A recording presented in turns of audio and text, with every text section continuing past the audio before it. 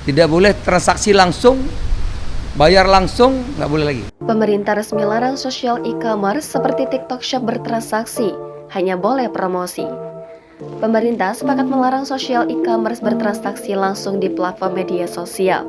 Hal tersebut disepakati dalam rapat terbatas yang dipimpin Presiden Joko Widodo di Istana Kepresidenan Jakarta pada Senin 25 September.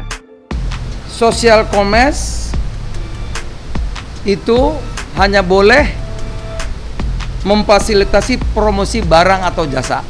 Promosi barang jasa. Tidak boleh transaksi langsung, bayar langsung, nggak boleh lagi.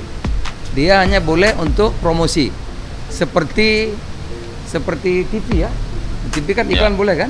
Tapi TV kan jualan. Nggak bisa jualan. Nggak bisa terima uang kan? Nggak bisa. Jadi dia semacam platform digital gitu. Jadi tugasnya mempromosikan.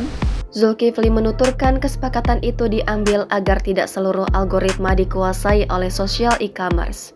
Selain itu, pemerintah juga mencegah penyalahgunaan data pribadi untuk kepentingan bisnis.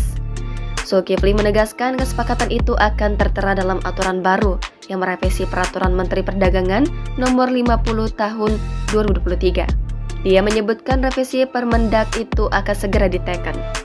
Apabila ada sosial e-commerce yang melanggar, akan ada peringatan dari Kementerian Komunikasi dan Informatika. Putuskan hari ini, mungkin sore sudah saya tandatangani revisi Permendak 50 2020 menjadi Permendak berapa nanti tahun 2023 ya. Kalau ada yang melanggar seminggu ini tentu ada surat saya ke ke Kominfo untuk memperingatkan. Habis peringatkan apa lagi tuh? Tutup. Tutup. Sebelumnya, Presiden Jokowi mengaku omset perdagangan di pasar menurun drastis akibat terdampak perdagangan berbasis elektronik melalui media sosial atau sosial e-commerce. Hal tersebut disampaikan Presiden saat menjawab pertanyaan wartawan soal tindak lanjut dari banyaknya keluhan pedagang soal TikTok Shop.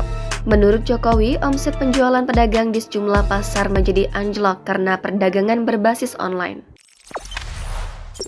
Jangan lupa subscribe, share, komen, dan like ya!